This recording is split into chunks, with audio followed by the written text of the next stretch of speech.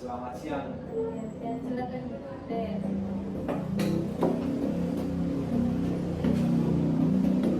Terima kasih Kak, sudah dipersilakan duduk. Kalau boleh tahu, apa kita panggilkan Kak di sini? Kakak sangat senang karena Rian sudah memenuhi panggilan kakak untuk bertemu di ruang ini. Bagaimana kabarnya Rian? Alhamdulillah baik juga.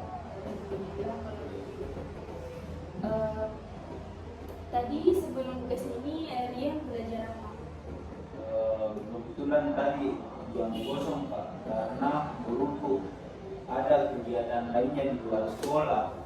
Tapi di waktu-waktu jam kosong itu diisi dengan membaca buku Pak. Masya Allah. Alhamdulillah kalau begitu ya, berarti Rian memanfaatkan jam kosongnya, itu. Jadi kesibukan akhir-akhir ini, kesibukan Rian akhir-akhir ini apa saja? Kesibukannya itu Kak, selain di sekolah, kesibukannya di rumah itu biasa saya berolahraga Kak. Terus saya sering latihan gitar. Rian ini pintar bermain gitar ya? Belum Kak, untuk saat ini masih belajar. Oke. Setelah membahas kesibukan Rian tadi, sebelumnya ditahu jika kenapa dipanggil ke ruang BK? Saya juga tidak tahu ini Kak. Tahu ya? Nah, kenapa dipanggil ke ruang BK? Karena kemarin kakak sempat bagikan AKPD dan hasil dari AKPD-nya ditemukan bahwa kita itu mengalami permasalahan mengenai kesulitan dalam mengendalikan emosi. Dan kemarin sudah juga dilakukan wawancara, makanya kakak panggil untuk ditahu lebih lanjut mengenai masyarakat. Oh iya Kak, betul sekali, karena yang saya rasakan akhir-akhir ini memang susah Kak untuk kendalikan emosi.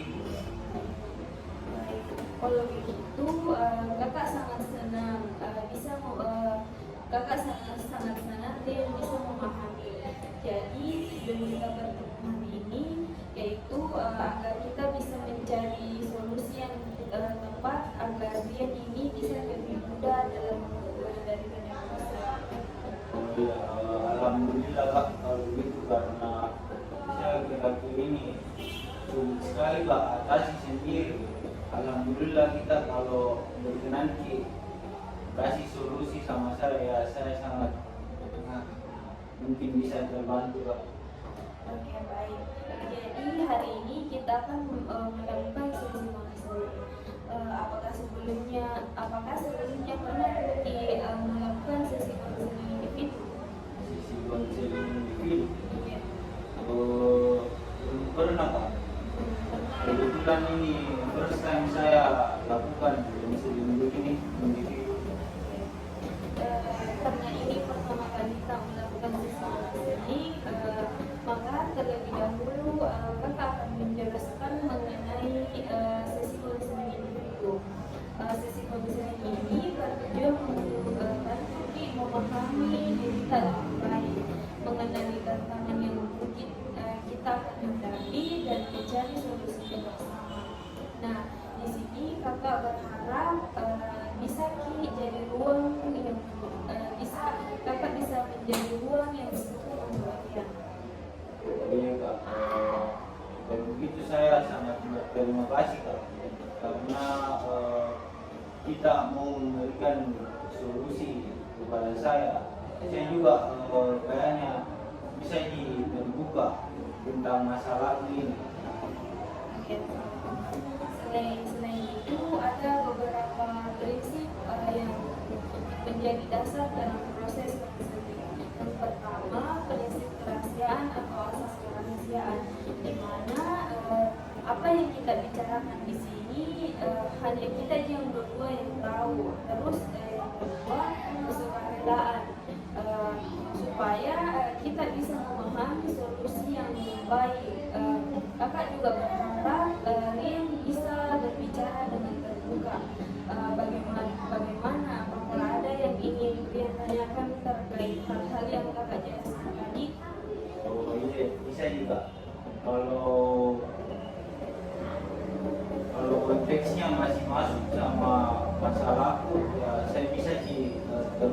sama kakak karena katanya kakak juga bisa membantu kasih solusi terhadap masalah yang saya alami. Betul sekali. Kakak juga sangat menjunjung tinggi prinsip kerahasiaan atau asas kerahasiaan ini. Apapun yang dia ceritakan kepada kakak, hanya kita yang berdua yang tahu. Kakak juga tidak akan menceritakan ini ke siapapun tanpa sepengetahuan dia. Kecuali kalau itu menyangkut hal yang membahayakan keselamatan dia atau orang lain. Bagaimana dia tidak perlu khawatir ya. Saya sangat setuju banget.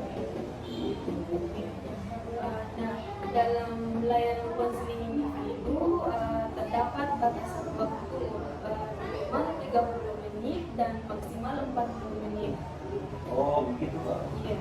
Oh iya, tidak apa-apa nih Kak kalau misalnya ada waktunya, karena kebetulan saya lagi jam kosong nih, jadi lagi free lah. Baik. Tapi sebelum itu, apakah posisi duduk tak sudah nyaman atau mungkin berpindah? Tidak usah nih Kak, kebetulan nyaman nih saya. Oke, baik. Kan kemarin pada saat wawancara kita bilang kita ini sangat sulit mengendalikan emosi Maharata. Nah, sekarang bisa diceritakan lebih jelas ke kakak mengenai masalah yang dialami yang kemarin. Jadi begini Kak, yang kualami itu akhir-akhir ini sering Kak merasa cemas, merasa khawatir gitu Kak. Terus sulit Kak mengendalikan diri itu sendiri. Oh, cemas ya. Iya. Memang kalau stres atau kurang itu kita bisa menjadi lebih rentan marah atau cemas. Apalagi kalau ada hal-hal yang kita tidak duga. Lalu kalau sudah merasa seperti itu, biasanya Rian ini mengatasi dengan bagaimana caranya Rian ini mengatasi? Caranya mengatasi juga cari Kak kegiatan lain Kak, seperti jalan-jalan kaki supaya pikiranku ini tidak terfokus sama kecemasanku. Kakak mengerti itu pasti sangat berat ya. Oke, baik. Kan kemarin pada saat wawancara kita bilang sangat sulit mengendalikan emosi kakak toh. Nah, sekarang bisa dijelaskan ke kakak dari masalah yang kita alami kemarin. Oh iya begini Kak, kadang kalau lagi stres Kak, kurang tidur atau ada hal-hal yang tidak terduga, saya jadi cepat marah Kak. Ada rasa cemas juga dan kadang-kadang susah tidur. Memang kalau stres atau kurang tidur kita jadi lebih rentan merasa marah atau cemas, apalagi kalau ada hal yang tidak kita duga. Lalu kalau sudah merasa seperti itu, biasanya dia merasakan dampak apa saja?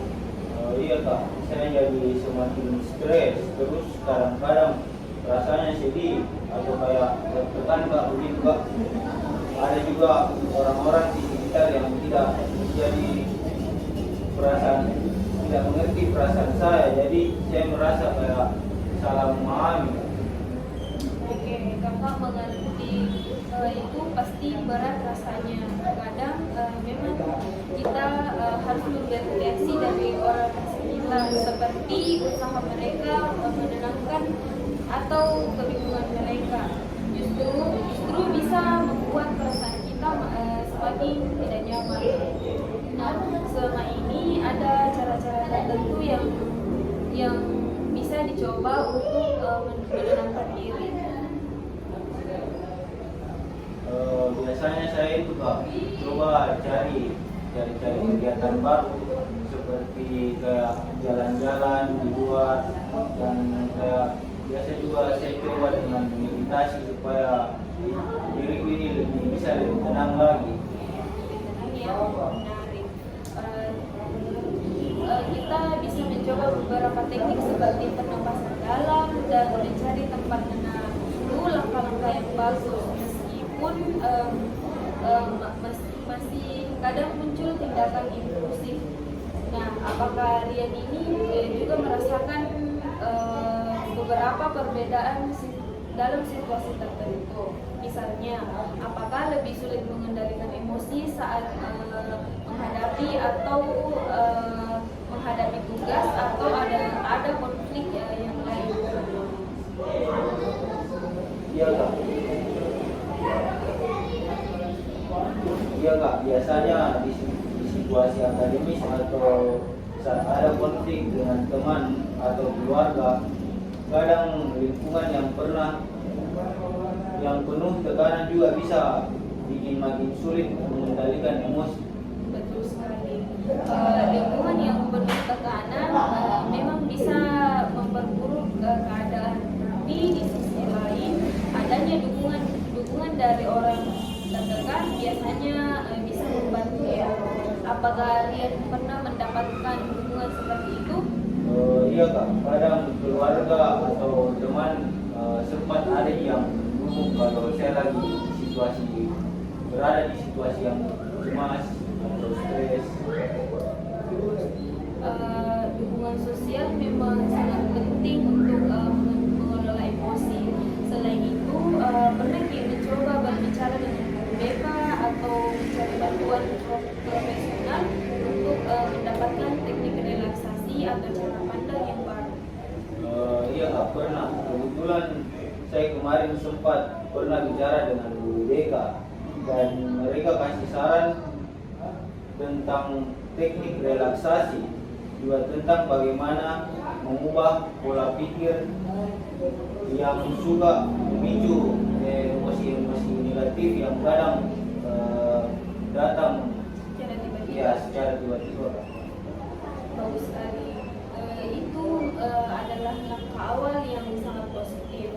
Kalau boleh tahu, teknik apa saja yang disarankan guru BK untuk membantu Rian mengelola emosi?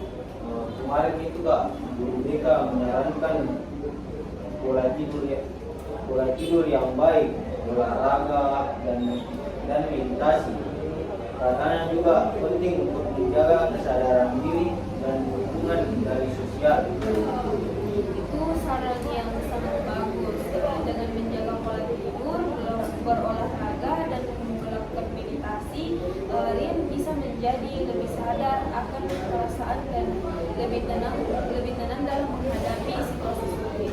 Bagaimana menurut Rian? Apakah Rian coba lebih banyak teknik seperti ini bersama-sama di sini?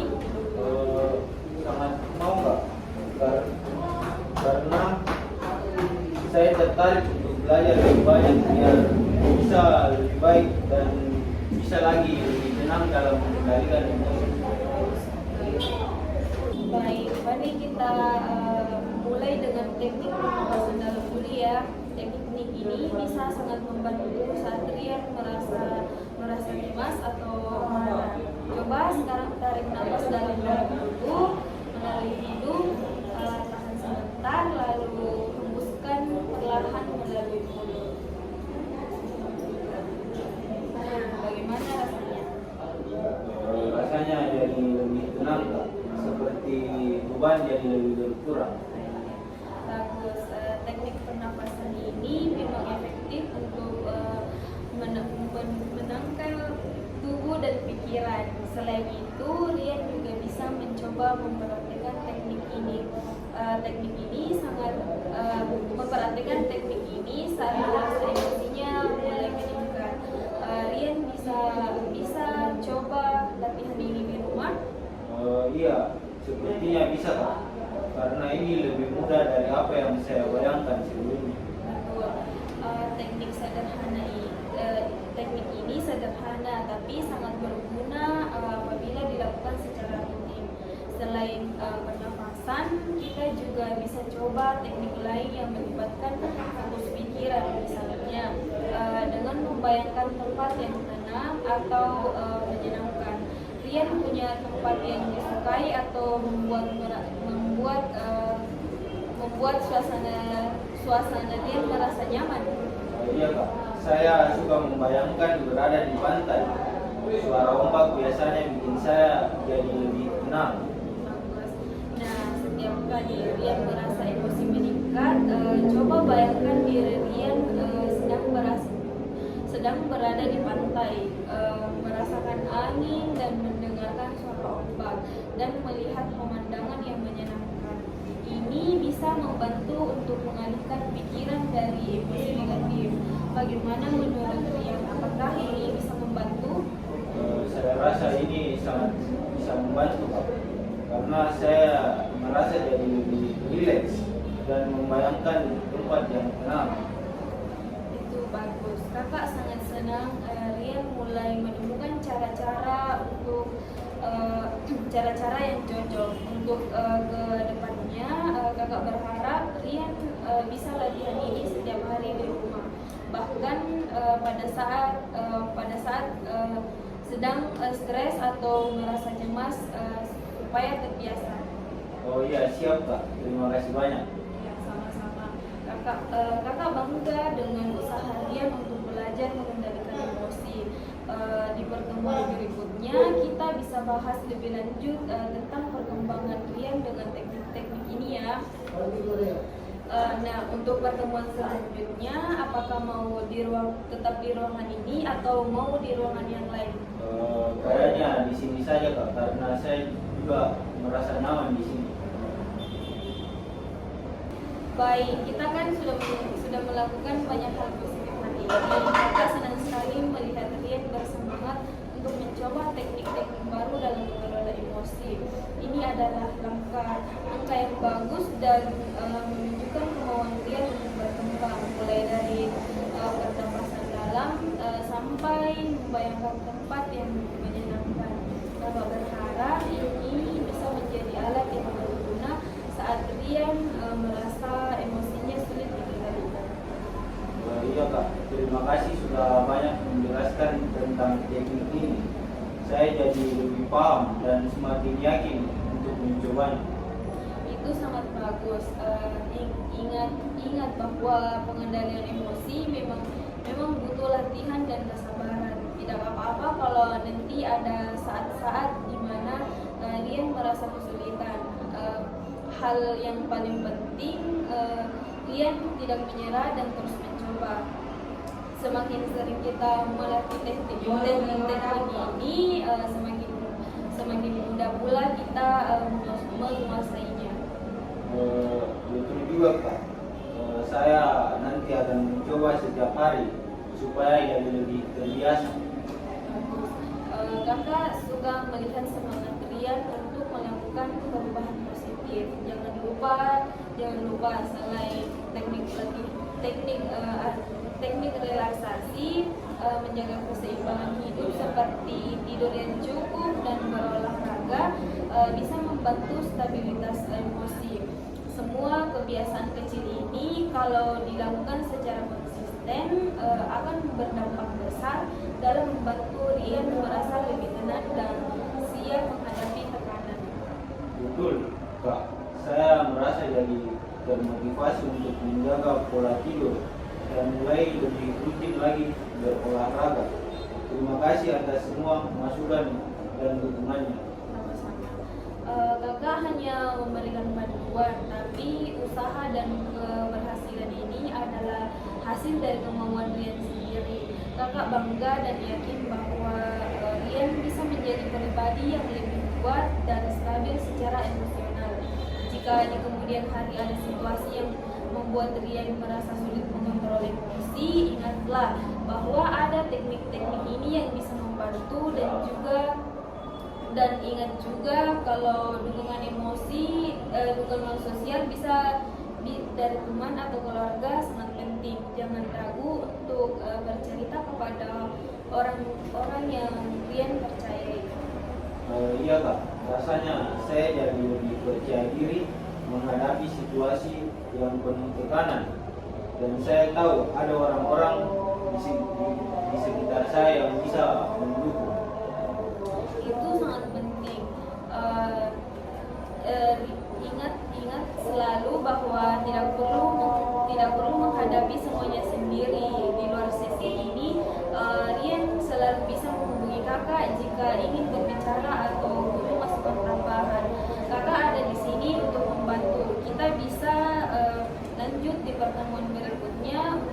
perkembangan dari teknik-teknik yang sudah kita bahas hari ini. Oh, baik Kak, saya akan terus mencoba latihan dan terima kasih atas semua bantuannya sebelumnya. Sama-sama. Kakak sangat senang sekali melihat semangatmu. Kakak yakin kita bisa bekerja sama untuk membantu Rian menjadi lebih baik dalam mengelola emosi. Sampai ketemu di sesi berikutnya dan semoga hari-hari kedepannya lebih tenang dan penuh dengan hal-hal positif untuk Rian tetap semangat ya. Iya Kak, terima kasih lagi dan sampai bertemu di sesi berikutnya. Assalamualaikum. Waalaikumsalam. Sampai bertemu lagi dan jaga kesehatan ya. Ya, baik Kak.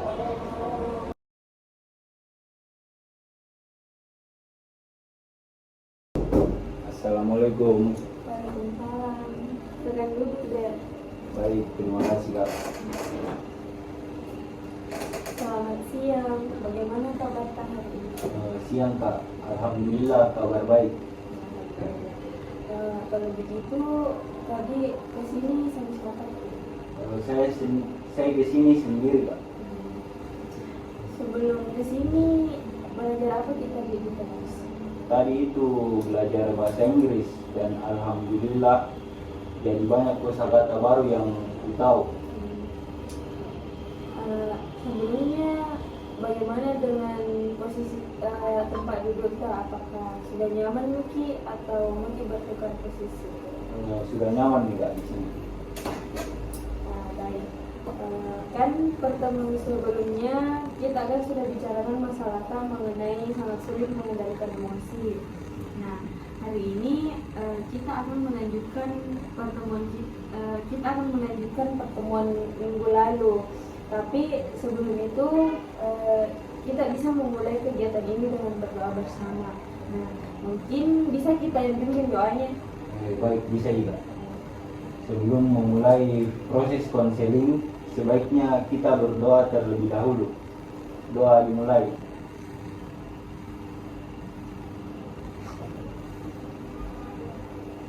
Doa selesai. Kalau begitu kita lanjut ya, seperti yang sudah kita bahas sebelumnya. Hari ini kita akan mencoba beberapa strategi untuk membantu mengendalikan emosi. Tapi sebelum itu kakak ingin tahu bagaimana perkembangan sejak pertemuan terakhir. Apakah sudah bisa mencoba tips yang kakak berikan pekan lalu?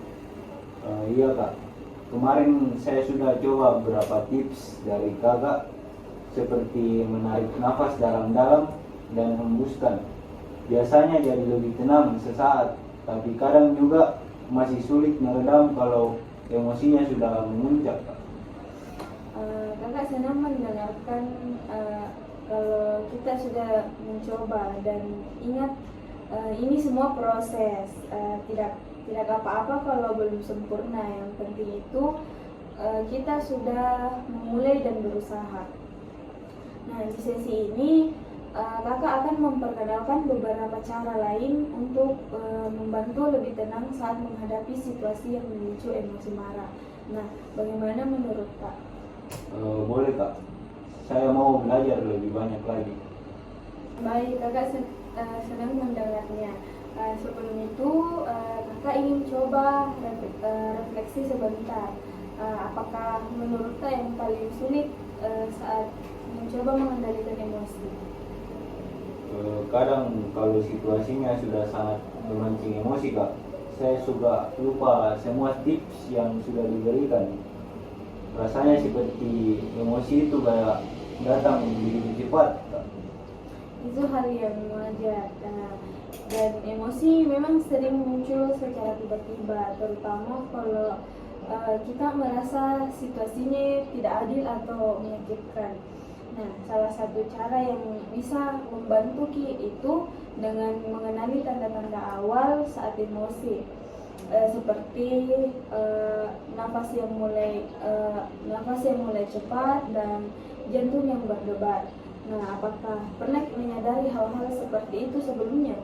Iya, pernah Kak. Biasanya saya rasa panas di kepala atau nafas jadi lebih cepat dan tergesa-gesa. Itu tanda yang sangat baik untuk kita sadari. Ketika kita mulai merasakan tanda-tanda itu, bisa coba untuk langsung mengambil langkah seperti menarik nafas dalam-dalam atau menghitung hingga 10 sebelum bereaksi. Nah, mari kita coba teknik ini sekarang dan kakak yang akan pandu. Baik kak. Oke, duduk dengan nyaman dan letakkan kedua tangan di atas lutut. Lalu sekarang dengarkan aba-aba dari kakak ya. Tarik nafas dalam-dalam melalui hidung, tahan selama 3 detik, dan hembuskan perlahan-lahan melalui mulut. Bagaimana rasanya setelah mencoba teknik ini? Rasanya jadi lebih tenang kak. Kayaknya kalau teknik ini dilakukan lebih lama akan lebih bagus. Alhamdulillah. Kakak senang mendengar itu. Latihan pernapasan itu langkah awal yang baik untuk menenangkan diri. Sekarang kita akan masuk ke tahap berikutnya, yaitu mengenal dan mengubah pola pikir yang bisa memicu emosi marah. Mengubah pola pikir? Iya. Itu maksudnya bagaimana kak? Begini, kadang cara kita berpikir itu tentang sesuatu bisa memperbesar emosi marah kita. Misalnya ketika seseorang tidak setuju dengan pendapatnya, kita mungkin berpikir kalau orang ini merendahkan saya, padahal bisa saja dia punya sudut pandang yang berbeda.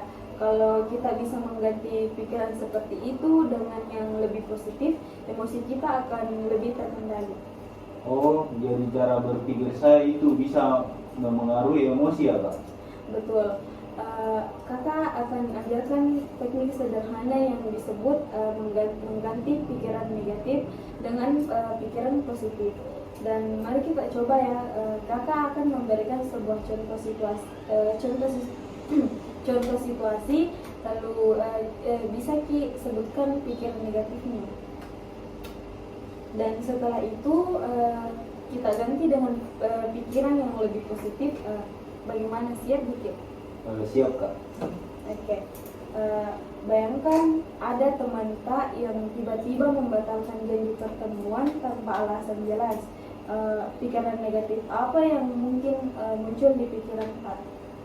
Mungkin saya berpikir dia tidak menghargai saya kak.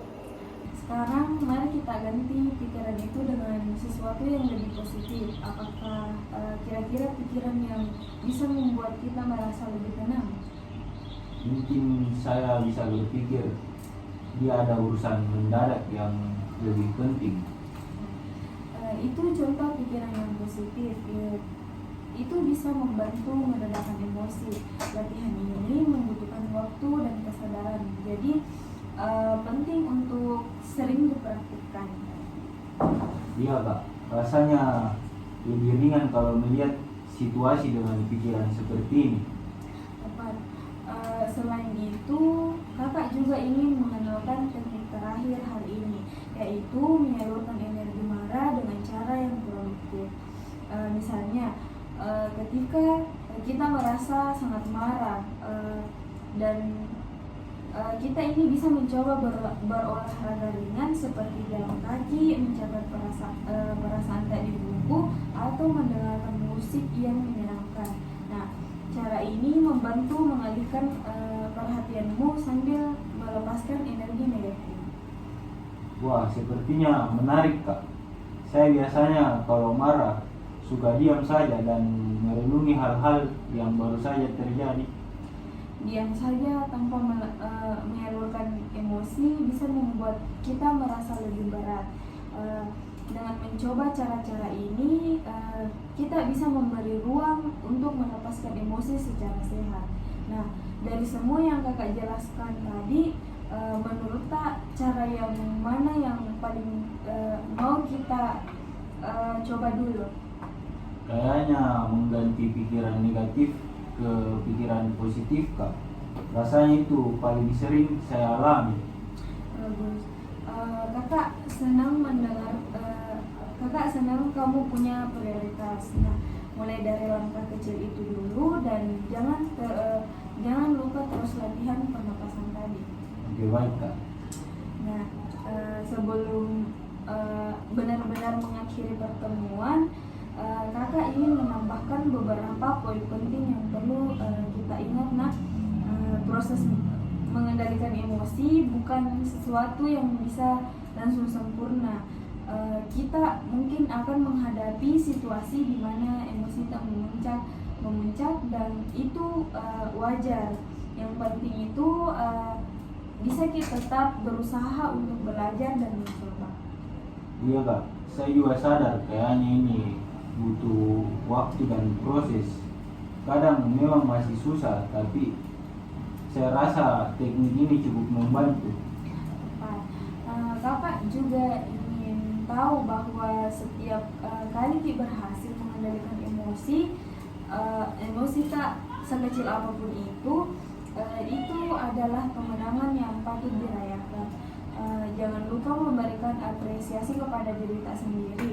Misalnya kalau bisa bilang ke diri kita sendiri, saya hebat karena berhasil menahan emosi tadi, atau melakukan sesuatu yang menyenangkan diri kita sebagai bentuk penghargaan. Wah, jadi bagus kak. Saya sebelumnya belum pernah coba ini. Kayaknya saya terlalu fokus sama kegagalan atau kesalahan yang kualami. Itu salah satu hal yang perlu kita ubah. Menghargai diri sendiri itu bagian penting dari perjalanan ini.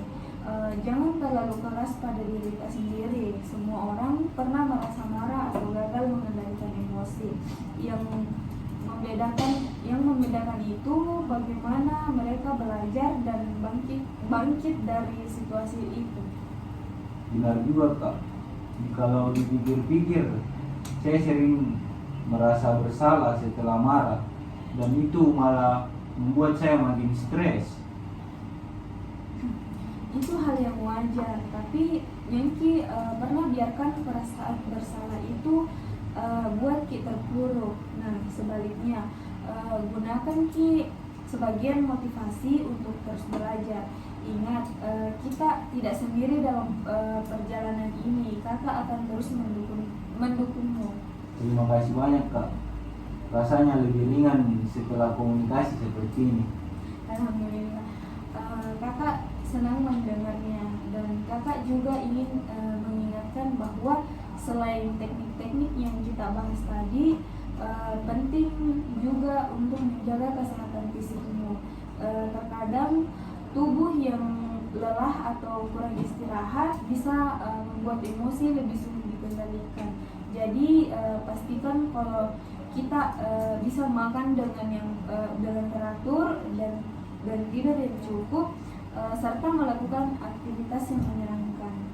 Oh iya kak, saya akan coba memperhatikan itu juga. Bagus. Kakak juga ingin berbagi satu tips terakhir. Bisa coba untuk selalu memulai hari kita dengan niat yang baik. Misalnya sebelum keluar rumah, bisa dikatakan pada diri kita sendiri, hari ini saya akan lebih sabar dan tenang. Niat yang positif bisa membantu mengarahkan pikiran kita sepanjang hari. Wah, tips yang bagus kak. Saya sebelumnya belum pernah mencoba. Sepertinya ini bisa bikin suasana hati lebih tenang sepanjang hari. Betul. Kata-kata yang kita ucapkan pada diri kita sendiri memiliki pengaruh besar pada cara tak bertindak. Jadi coba untuk selalu berbicara hal-hal baik kepada diri kita sendiri. Baik kak, saya akan selalu mencoba ingat itu. Kakak juga percaya dengan usaha yang konsisten dan doa, kita akan semakin baik dan dalam mengendalikan emosi kita. Kalau ada kemajuan atau kesulitan yang ingin kita ceritakan, jangan ragu untuk datang lagi ke sini.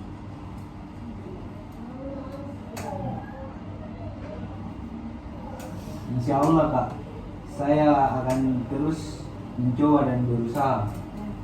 Ah, Sebelum kita mengakhiri sesi ini, kakak sudah siapkan sesuatu untuk bantu Ki lebih memahami dan memperhatikan apa yang kita pelajari hari ini. Ini ada LKPD atau lembar kerja peserta didik.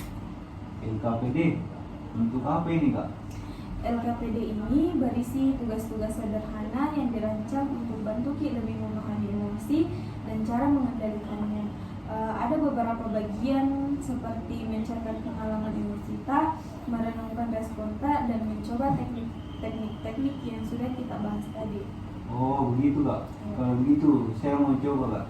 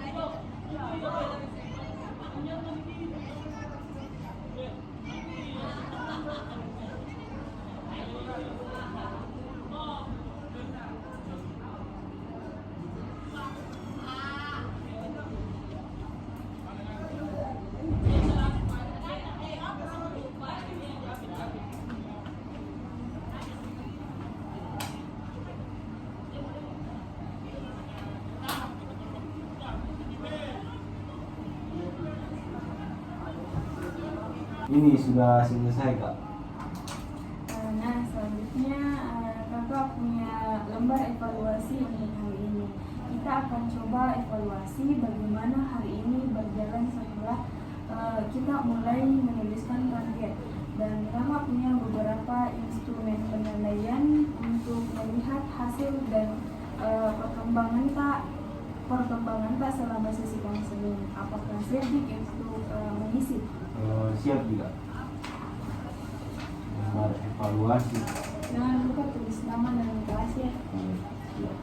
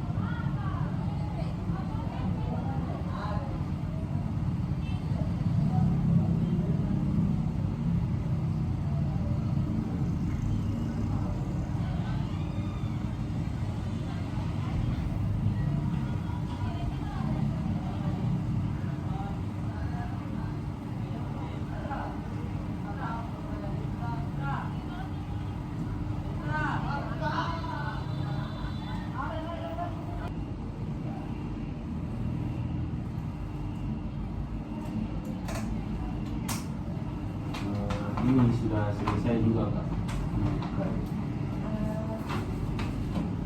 Alhamdulillah kalau begitu.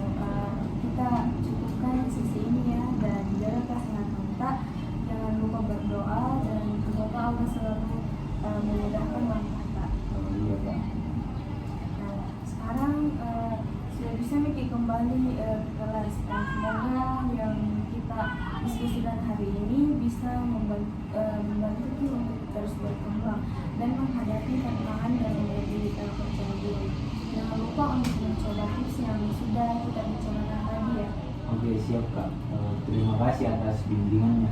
Sama kakak selalu ada di sini jika kita membutuhkan dukungan atau ingin kita diskusi lebih lanjut.